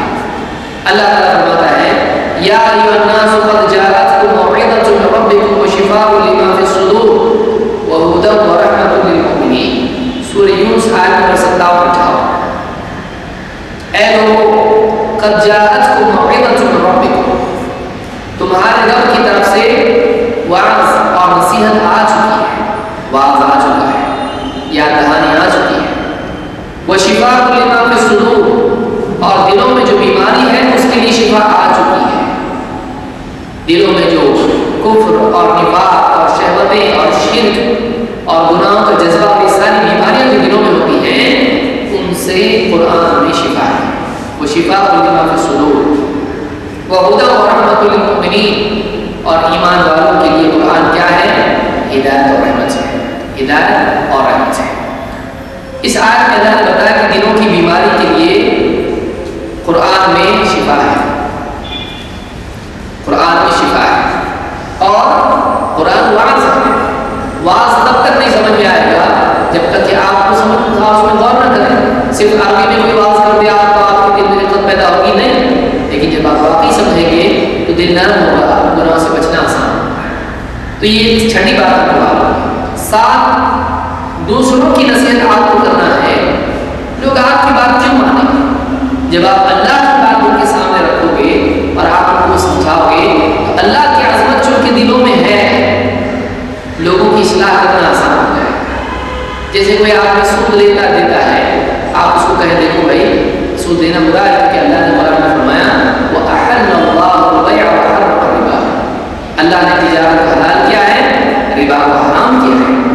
اور پھر آپ کو ربا کی برائی کی باتیں بیان میں پیش کریں تو اس کے دل میں نصیحت اثر کرے گی۔ کیوں؟ آپ اپنی بات دلیل سے پیش کر رہے ہو، اللہ کی بات پیش کر رہے ہو۔ تو یہاں پر دوسروں کی نصیحت کے لیے بھی قرآن بہت اچھا ذریعہ ہے۔ اللہ نے قرآن کریم میں خود فرمایا سورہ قاف آیت نمبر 45 میں اللہ نے فرمایا فَذَكِّرْ بِالْقُرْآنِ مَن يَخَافُ وَعِيدَ، اے نبی اس قرآن کے ذریعے سے آپ ہر اس شخص کو نصیحت کر دیجئے جو وعید سے ڈرتا ہے، برے اعمال کے بدلے میں اللہ کی جو ڈانٹ ہے اور سزا کے اللہ کا جو وعدہ ہے، قیامت کے دن کی جو وعید ہے، جس کے دل میں قیامت کا ڈر ہے، آپ اس قرآن کے ذریعے سے اس کو نصیحت کیجیے۔ جو برے انجام سے ڈرتا ہے آپ اس قرآن کے ذریعے سے اس کو نصیحت کیجیے۔ تو اللہ نے کیا فرمایا فَذَكِّرْ بِالْقُرْآنِ، فَذَكِّرْ بِالْقُرْآنِ، اس قرآن کے ذریعے نصیحت کیجیے۔ معلوم ہوا دوسروں کی نصیحت کا ذریعہ بھی کیا ہے؟ قرآن ہے۔ خود اللہ نے اس کا حکم کیا ہے، آپ جب بھی دوسروں کو نصیحت کریں قرآن کی کچھ بات آپ پیش کریں، واقعی زبردستی تو مروڑ کی نہیں، واقعی اس میں وہ بات ہونا چاہیے، قرآن کی بات ان کے سامنے پیش کریں تو اثر ہوتا ہے۔ اسی طرح سے اللہ نے فرمایا وَذَرِ الَّذِينَ اتَّخَذُوا دِينَهُمْ لَعِبًا وَلَهْوًا وَغَرَّتْهُمُ الْحَيَاةُ الدُّنْيَا وَذَكِّرْ بِهِ أَن تُبْصَرَ نَفْسٌ بِمَا كَسَبَتْ لَيْسَ لَهَا مِن دُونِ اللَّهِ وَلِيٌّ وَلَا شَفِيعٌ، اور ان لوگوں کو اے نبی آپ چھوڑ دو جنہوں نے اپنے دین کو کھیل تماشا بنا لیا ہے، اور وَغَرَّتْهُمُ الْحَيَاةُ الدُّنْيَا، اور دنیا کی زندگی نے ان کو دھوکے اور غفلت میں مبتلا کر دیا ہے۔ وَذَكِّرْ بِهِ، اور قرآن کے ذریعے سے ان کو نصیحت کیجیے أَن تُبْصَرَ نَفْسٌ بِمَا كَسَبَتْ، کہ ہر نفس اپنے برے کا بدلہ پا لے، اس کو اس کی مصیبت آ جائے اس پر۔ أَن تُبْصَرَ نَفْسٌ بِمَا كَسَبَتْ، اپنی برائی کے نتیجے میں وہ پھنس جائے۔ لَيْسَ لَهَا مِن دُونِ اللَّهِ وَلِيٌّ وَلَا شَفِيعٌ، پھر ایسا ہو کہ اللہ کے سوا نہ اس کا کوئی ولی ہو اور نہ شفیع، نہ اللہ کے سوا کوئی مدد کرنے والا ہو نہ کوئی سفارش کرنے والا ہو پائے۔ اس کو ڈراؤ، اس کو نصیحت کرو قرآن کے ذریعے سے۔ تو یہاں بھی سورہ الانعام آیت نمبر 70 قرآن کے ذریعے سے نصیحت کرو۔ تو ساتھ ہی بات یہ معلوم ہوئی کہ اگر آپ دعوت دینا چاہتے ہیں، نصیحت کرنا چاہتے ہیں، تو وہ قرآن آپ کی بہت اچھی کتاب ہے۔ اسی طرح سے باطل کا رد کرنے کے لیے بھی قرآن ہے۔ گمراہیاں چاہے وہ مسلمانوں میں ہوں یا اہل کفر کی گمراہیاں، اسلام کے خلاف کہانی، اسلام کے خلاف شبہات، حق کے خلاف شبہات، ان کا رد کرنا ہے، اس کے لیے بھی قرآن آپ کا سب سے اچھا ہتھیار ہے۔ اللہ نے فرمایا فَلَا تُطِعِ الْكَافِرِينَ وَجَاهِدْهُم بِهِ جِهَادًا كَبِيرًا، فَلَا تُطِعِ الْكَافِرِينَ، اے نبی آپ کفر کرنے والوں کی باتوں میں نہ آ جانا، وَجَاهِدْهُم بِهِ جِهَادًا كَبِيرًا، اور اس قرآن کے ذریعے سے ان سے جہاد کیجئے بڑا جہاد، قرآن کے ذریعے سے جہاد کیجئے بڑا جہاد۔ معلوم ہوا قرآن کے ساتھ کیا ہوا جہاد بڑا ہوتا ہے، علمی جہاد بڑا جہاد ہوتا ہے، کیونکہ تلوار کے جہاد سے لوگوں کی موت ہو جاتی ہے، لیکن قرآن کے جہاد سے ان کو ایمان ملتا ہے، اور ایمان کا ملنا زندگی کا ملنا ہے۔ آپ نے اس سے پہلے پڑھا کہ جو مردہ تھا اس کو ہم نے زندگی دی، تو ایمان کا ملنا زندگی ملنا ہے۔ تو قرآن کے ذریعے سے آپ مردہ کو زندہ کرنے جیسے بن جاتے ہو، اس کے ذریعے سے اللہ کی توفیق سے ایک مردہ آدمی زندہ ہو جاتا ہے، اس کو ایمان ملتا ہے، اور اگر نہ بھی ملے تو اس کی ریڑھ کی ہڈی ٹوٹ جاتی ہے، کیونکہ اس کے نظریے کو آپ نے ختم کر دیا، آپ نے اس کی زمین سے چھین لی۔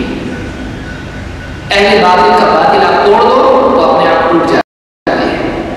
موسیٰ علیہ السلام کو آپ دیکھیں، جادوگروں کے سامنے جب ان کا جادو کو انہوں نے ختم کر دیا، اس عصا نے ان کے سانپوں کو نگل دیا، وہ ڈھہ پڑے، زمین پر گر گیا، سجدے میں گر گئے۔ ان کی چیز ان سے چھین لی جائے، ان کی طاقت آپ کی ہو جاتی ہے۔ تو اللہ نے فرمایا کہ اس قرآن کے ذریعے سے باطل کو رد کرنے کے لیے قرآن سب سے بہترین ہتھیار ہے۔ سورہ الفرقان آیت نمبر 52۔ نو فائدہ کیا ہے؟ غم میں، پریشانی میں سکون ملنا۔ ابن مسعود کہتے ہیں اللہ کے رسول صلی اللہ علیہ وسلم فرمایا ما قال عبد قط اذا اصابه هم او حزن، جو بھی بندہ جب اس کو فکر ہو یا غم ہو اور یہ چیز کہے، یہ کلمات کہے، یہ دعا پڑھے تو کیا فائدہ ہے؟ آگے ہم دیکھیں گے۔ اللہم انی عبدک ابن عبدک ابن امتک، اے اللہ میں تیرا بندہ ہوں، تیرے بندے کا بیٹا ہوں، تیری بندی کا بیٹا ہوں، یعنی میں بھی بندہ، میرے باپ بھی بندے۔ ناصیتی بیدک، میری پیشانی تیرے ہاتھ میں ہے، جیسے جانور کی لگام ہوتی، جہاں چاہے لے جائیں، میرے پیشانی تیرے ہاتھ میں ہے۔ ماضٍ فی حکمک، میرے سلسلے میں اگر فیصلہ چلتا ہے تو تیرا ہی چلتا ہے۔ عدل فی قضاء، اور میرے بارے میں تیرا ہر فیصلہ عدل والا ہوتا ہے، ظلم نہیں ہوتا ہے۔ تو بیمار کرے تو بھی انصاف ہے، عدل ہے، تو صحت دے تو بھی عدل ہے۔ تو میرے بارے میں جو بھی فیصلہ کرتا ہے، کسی بھی فیصلے میں ظلم نہیں ہوتا ہے۔ عدل فی قضاء، میرے بارے میں تیرا ہر فیصلہ عدل پر مبنی ہوتا ہے۔ اسألک بکل اسم هو لک، اے اللہ میں تیرے ہر نام کے وسیلے سے تجھ سے دعا کرتا ہوں۔ سمیت بہ نفسک، جو تو نے اپنے لیے اختیار کیا، او انزلتہ فی کتابک، یا اس کو تو نے اپنی کتاب میں نازل کیا، او علمتہ احدا من خلقک، یا اپنے بندوں میں سے کسی کو تو نے سکھایا ہو، او استأثرت بہ فی علم الغیب عندک، یا اپنے علم غیب میں تو نے اپنا نام چھپا رکھا۔ ان تجعل القرآن ربیع قلبی، میں تجھ سے سوال کرتا ہوں، میں تجھ سے دعا کرتا ہوں کہ تو قرآن کو میرے دل کے لیے بہار کی طرح بنا دے۔ بہار کا موسم ہوتا ہے جس میں ہر طرف ایک دم سکون اور موسم بہت اچھا رہتا ہے۔ ان تجعل القرآن ربیع قلبی، تو میرے دل کو، میرے دل کے لیے قرآن کو بہار بنا دے۔ میرے دل کے اندر جو پریشانی کا موسم ہے اس کو ختم کر کے اس میں بہار کا موسم لانے والا قرآن کو بنا دے۔ قرآن کو میرے دل کے لیے بہار بنا دے۔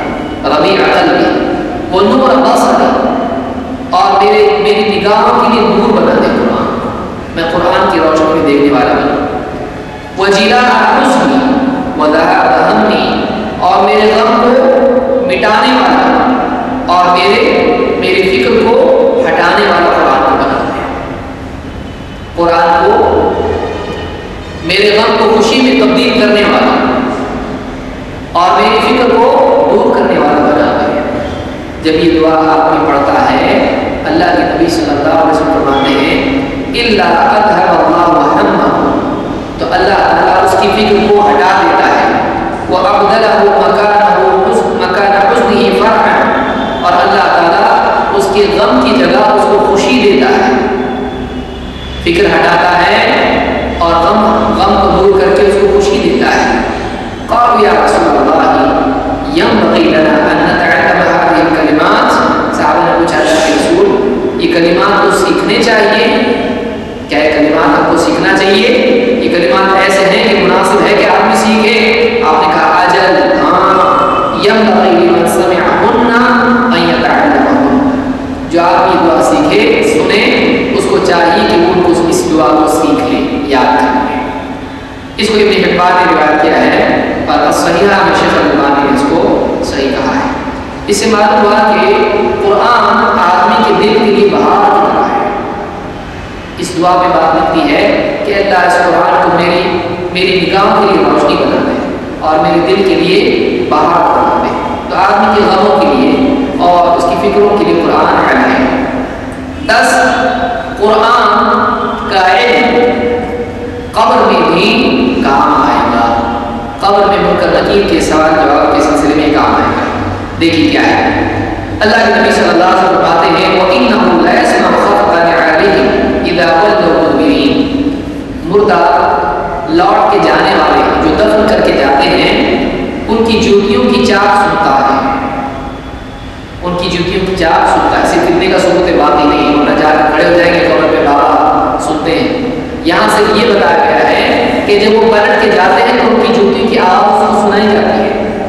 آنے کی آواز سنتا ہے ایسا نہیں ہے اگلی ٹائم، بلکہ اتنا ہی حدیث میں ذکر ہے اور قرآن میں ہے کہ وہ وَمَا أَنْتَ بِمُسْمِعٍ مَّن فِي الْقُبُورِ، اے نبی جو قبروں میں ہیں آپ ان کو نہیں سنا سکتے. تو عام بات یہ ہے کہ مردے نہیں سنتے ہیں، ہاں جو حدیثوں میں آیا ہے یہ سنتے ہیں تو سنتے ہیں، باقی جو ہے وہ نہیں سنتے ہیں. وَإِنَّهُ لَيَسْمَعُ خَطَّ نِعَالِهِمْ إِذَا وَلَّوْا مُدْبِرِينَ، میت اور مدفون جس کو دفن کیا گیا ہے واپس لوٹنے والوں کی جوتیوں کی چاپ کی آواز وہ سنتا ہے. اس کو سنایا جاتا ہے جا رہی ہے، یہ جا رہے ہیں، اس کو چھوڑ کے جا رہے ہیں، تو ان کی جوتیوں کی آواز وہ سنتا ہے. حين يقال له يا هذا ما ربك، یہ وہی وقت ہوتا ہے جب اس سے پوچھا جاتا ہے، اس سے کہا جاتا ہے اے فلاں ما ربک، تیرا رب کون ہے؟ وما دینک، تیرا دین کیا ہے؟ ومن نبیک، تیرا نبی کون؟ یہ جب پوچھا جاتا ہے تب اس کو جوتیوں کی آواز سنی آتی ہے، ہر وقت نہیں. حدیث کو سمجھے اچھی طرح سے، اذا کا لفظ ہے جب ایسا ہوتا ہے تب سنتا ہے. قال ويأتيه ملكان فيجلسانه، تفصیل آپ نے بیان کی، دو فرشتے آتے ہیں اس کو اٹھا کے بٹھا دیتے ہیں. فیقولان له، اس سے کہتے ہیں ما ربک، تیرا رب کون؟ فیقول ربی اللہ، تو جواب دیتا میرا رب اللہ ہے. فیقولان له ما دینک، اس سے پوچھتے ہیں تیرا دین کیا ہے؟ وہ کہتا ہے دینی الاسلام، میرا دین اسلام ہے.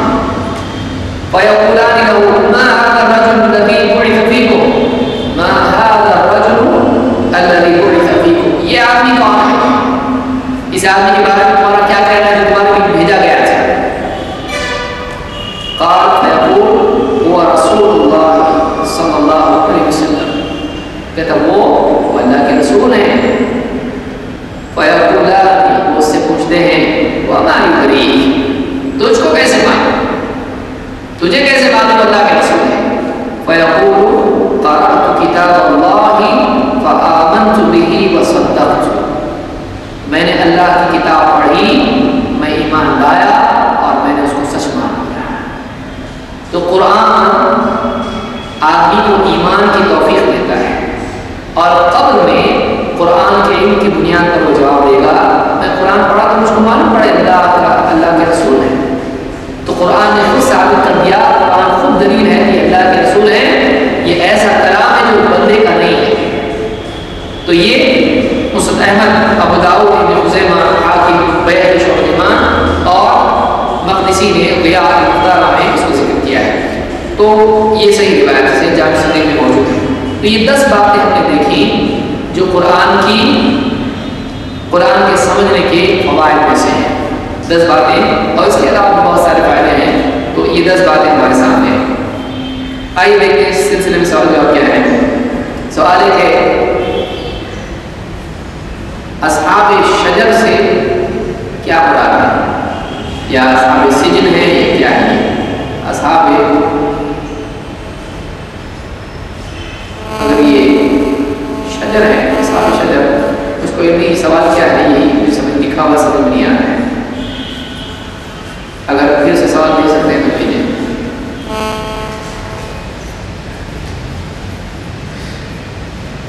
ہو سکتا ہے اشارہ سورہ قلم کی طرف ہو، جو باغ والے لوگ تھے، یہ بھی ہو سکتا ہے. سورہ اس میں وضاحت اس میں آپ دیکھ سکتے ہیں. اگر کوئی اسلامی بینک میں کام کر رہا ہو تو کیا اس کی کمائی حلال ہے؟ چاہے اسلامک بینک ہو یا نان اسلامک بینک ہو، نام کچھ بھی ہو، اگر اس میں سود ہے تو اس کی کمائی حلال نہیں ہے. اور اگر سود نہیں ہے اور صحیح طریقے سے اس کی ڈیلنگز ہیں تو حلال ہے. نام رکھنے سے نہیں ہوتا ہے. کوئی مسلم بینک نام رکھ لے اور سب اس میں سود ہو تو مسلم بینک سے حلال نہیں ہوگا. ویسے ہی وہ اپنا نام شریف رکھ لے اور سب برے کام کرے تو اس کے کام صحیح نہیں ہو جائیں گے. Can a woman travel without mahram during the day and if the destination taken she hard to reach؟ ایک عورت قصر کی مدت تک کا سفر بغیر 48 میل یا 76 یا 80 کے قریب کلومیٹرز ہوتے ہیں، یہ محرم کے بغیر وہ نہیں کر سکتی، خصوصاً رات کا سفر اور خصوصاً دور کا سفر، چاہے وہ فلائٹ سے ہو یا ٹرین سے ہو۔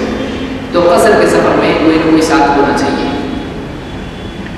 ڈاکٹر نے گولی لکھ کے دی ہے، اس کے لینے سے نزاکت میں جیسی نیند، نشہ کرے جیسی نیند آتی ہے، کیا یہ لینا جائز ہے؟ دیکھیے ڈاکٹر نے اگر کوئی دوائی دی ہے اس سے اونگ جیسی آتی ہے تو اونگ نشہ نہیں ہے۔ نشہ یہ ہے کہ آدمی یعنی کچھ بھی ایسی باتیں کرے تو اس کی سمجھ میں نہیں آ رہی، کیونکہ قرآن نے کیا فرمایا، وَلَا تَقْرَبُوا الصَّلَاةَ وَأَنْتُمْ سُكَارَىٰ حَتَّىٰ تَعْلَمُوا مَا تَقُولُونَ، نماز کے قریب ہی مت جاؤ جب تم نشے میں ہو، یہاں تک کہ تمہیں معلوم ہو جائے تم کیا کہہ رہے ہو۔ تو یہ نشہ نہیں ہے، یہ نشہ نہیں ہے۔ اگر ایسی کوئی دوائی ہے جس سے نیند آتی ہے تو اس میں کوئی حرج نہیں ہے۔ عمران بن حسین سے روایت ہے کہ رسول اللہ صلی اللہ علیہ وسلم فرمایا، میری امت میں 70,000 آدمی بغیر حساب جنت میں جائیں گے۔ صحابہ کرام نے عرض کیا، رسول اللہ وہ کون خوش نصیب لوگ ہوں گے؟ آپ نے فرمایا وہ لوگ ہوں گے جو ندم کراتے ہیں، نشہ لیتے اور ندم لگا کسی اپنے رب پر توکل کرتے ہیں۔ سوال ہے کہ یہاں ندم کراتے ہیں سے کیا مراد ہے؟ تو الذین لا یسترقون، ندم کراتے ہیں، دم کرانا، لا یسترقون ایسا رقیہ کرانا، ایسا منتر کرانا جس کے علاج وغیرہ کے لیے، جس کے بارے میں معنی اس کو معلوم نہ ہو، تو ایسا رقیہ کرانا صحیح نہیں ہے۔ اگر معنی معلوم ہے، قرآن سنت میں ثابت ہے، تو ایسا لفظ کر کے کوئی علاج کر، جیسے اذهب البأس والناس اشف وانت الشافي لا شفاء الا شفاء شفاء لا يغادر سقما، یا اس طرح کی اور بھی دعائیں ہیں جو علاج کرنے کے لیے پڑھی جاتی ہیں جس کو رقیہ کہتے ہیں۔ تو لا یسترقون کا لفظ حدیث میں ہے، الذین لا یسترقون ولا یتطیرون ولا یرقون، یہ لفظ حدیث میں ہے۔ داغ لگانے سے مراد کیا ہے؟ عرب میں ایک علاج کا، بہت سارے گاؤں میں بھی پرانے زمانے میں علاج ہوتا تھا کہ کسی بھی زخم کے اوپر آگ کی جو ہے تپاتے تھے کوئی اوزار کو، اور جیسے لوہا وغیرہ کوئی چیز ہوتی تھی اور جلا کے وقت گرم ہو جاتا تھا سرخ، تو اس زخم کو بند کرنے کے لیے اس پر یعنی وہ داغ لگاتے ہیں، یا کچھ بیماری میں اس طرح سے کرتے تھے۔ تو یہ بھی ہم مراد ہے۔ قرآن کی آیت پڑھ کر اپنا بچوں پر آپ نے آپ کو کیا ریویژن کرنے میں آتا ہے؟ اگر دیکھیے کوئی بیمار ہے، قرآن کی آیت جیسے سورہ فاتحہ، آیت الکرسی یا دعائیں جو میں نے سکھائی، یہ پڑھ کر کسی پر دم کرتے ہیں تو یہ غلط نہیں ہے، یہ اس حدیث کے خلاف نہیں ہے۔ اس حدیث میں جو برائی آئی ہے یا جو ناپسند کیا گیا ہے وہ یہ ہے کہ ایک آدمی ایسا رقیہ کروائے کسی سے، مجھ پہ پڑھو، جو ثابت شدہ نہ ہو، یا ایسا ہو کہ اس کا مطلب ہی سمجھ میں نہیں آتا ہے، یہاں یہ مراد ہے۔ تو امام ابن حبان وغیرہ نے ابو سے محدثین نے یہ بات کی ہے۔ تو ایسا رقیہ جو معروف نہ ہو، سمجھ میں نہ آتا ہو، عجمی زبان میں ہو، ایسا رقیہ کے بارے میں حدیث ہے، تو اس سے بچنا چاہیے۔ لیکن اگر کوئی صحیح رقیہ ہے، اس کے کرنے اور کرانے میں کوئی حرج نہیں ہے۔ بعض علماء نے یہاں پہ کہا کہ رقیہ کرانے سے اس فضیلت سے آدمی نکل جاتا ہے چاہے ثابت شدہ ہو، لیکن یہ بات بعض دلیلوں کی وجہ سے صحیح نہیں لگتی ہے، اس لیے کہ اللہ کے نبی صلی اللہ علیہ وسلم کی بیماری میں حضرت عائشہ سے رقیہ کراتے تھے، تو یہ مطلب نہیں لیا جا سکتا یہاں پر۔ یہی مطلب لیا جائے گا کہ جو معروف اور ثابت شدہ رقیہ نہ ہو، اور ایسا رقیہ ہو کہ جو سمجھ میں نہیں آتا، یا شرکیہ ہو تو بالکل ہی سخت بات ہے، عجمی ہو تو اس حدیث کی فضیلت سے آدمی نکل جائے گا۔ تو بہرحال میں سمجھتا ہوں یہ کچھ چیزیں تھیں جو اس سلسلے میں یاد رکھنے کی وقت اتنا نہیں ہے، ابھی اذان کا وقت ہو چکا ہے، دو چار منٹ باقی اور سوال ہے۔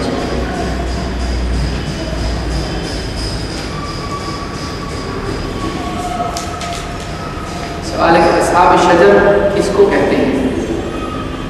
کیا غیر مسلموں کو قرآن پڑھنے کے لیے دے سکتے ہیں؟ غیر مسلموں کو قرآن قرض کو والا دے سکتے ہیں، اور اصحاب شجر میرے لیے نہیں ہے، آپ کون سا پڑھیں کہ اصحاب شجر اگر قرآن کے بارے میں پوچھ رہے ہیں، حدیث کے بارے میں پوچھ رہے ہیں، یا واقعات کے بارے میں پوچھ رہے ہیں، اصحاب شجر اس کو کچھ علم نہیں ہے اس کا۔ اس میں ایسے بہت سارے واقعات ہیں کہ بیت رضوان والے لوگ ہیں، وہ بھی ایک پیڑ کے نیچے اللہ کے نبی صلی اللہ علیہ وسلم سے انہوں نے بیعت کی تھی، یہ ہو سکتا ہے۔ یا باغ والے ہیں جن کا قرآن میں ذکر آیا ہے، جن کا باغ تباہ ہو گیا اللہ کی طرف سے عذاب آیا، یا کوئی اور ہو سکتے ہیں۔ اصحاب کہف کو میں جانتا ہوں، اصحاب شجر اگر اشارہ ہوگا کہ گناہ واقع میں ہے تو میں تفصیل حضرات میں سمجھتا ہوں وہی لوگ ہوں گے جنہوں نے اللہ کے نبی صلی اللہ علیہ وسلم سے حدیبیہ کے وقت میں بیعت کی تھی. شاید ہی وہی لوگ قرآن ہیں. بیعت رضوان کو کہتے ہیں پیڑ کے نیچے انہوں نے بیعت کی تھی. تحت الشجرہ جو قرآن میں ذکر آیا ہے پیڑ کے نیچے آپ بیعت لے رہے تھے, یہ وہی ہوں گے کہ جنہوں نے بیعت رضوان اللہ کے نبی صلی اللہ علیہ وسلم سے کی تھی صلح حدیبیہ کے وقت میں. اقول قولی هذا